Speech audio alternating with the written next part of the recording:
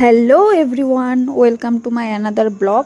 তো আজকে চলে গেছিলাম ফোনের কিছু জিনিস করতে আর কি। ফোনের গ্লাসটা ফেটে গেছিলো, সেটা চেঞ্জ করতে, ফোনের জন্য একটা কভার নিতে।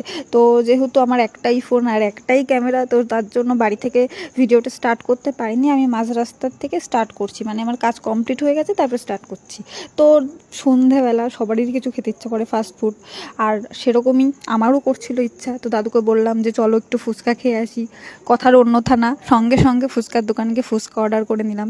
এই যে দেখো, ফুচকা দিয়েও দিয়েছে। দাদুকে বললাম একটু ভিডিও করে দিতে, তো দাদু ক্যামেরাটা ঠিক করে ধরতেই পারছে না। আমি দাদুকে বলছি এইভাবে ধরো, এইভাবে ধরো, তারপরে বলছি বন্ধ করো, বন্ধ করো, করতেও পারছে না। যাই হোক, ফুচকা খাওয়ার শেষে দাদু বললো চল একটু আইসক্রিম খাই। দাদু নিজে এনে দিল। এটাকে কুলফি বলে, ঠিক আছে।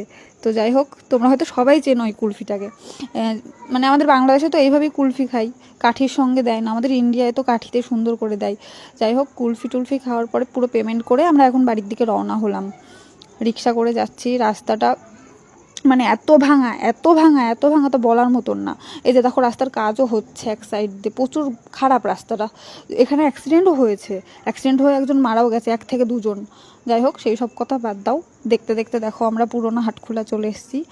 এসে আমি আমার বড় দাদুর দোকানে ঢুকলাম। আমার বড় দাদুর দোকানেও চপের দোকান, তারপরে আলুর চপ, ডিমের চপ, মিষ্টি, মানে যাবতীয় সব জিনিস পাওয়া যায়। এবার এদিকে ভাত ডাল যে যেরকম খাই, তাদেরও সেরকম পাওয়া যায়।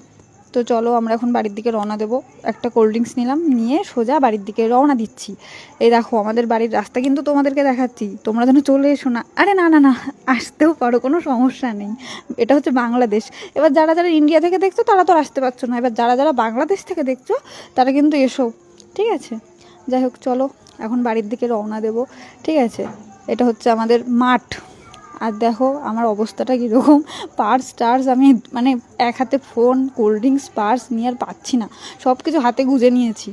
তারপরে বাড়িতে ঢুকে সঙ্গে সঙ্গে আগে চটি টটি খুলে, এই দেখো ফোনের থেকে এই কভারটা কিনেছি, তোমরা কিন্তু দেখে সবাই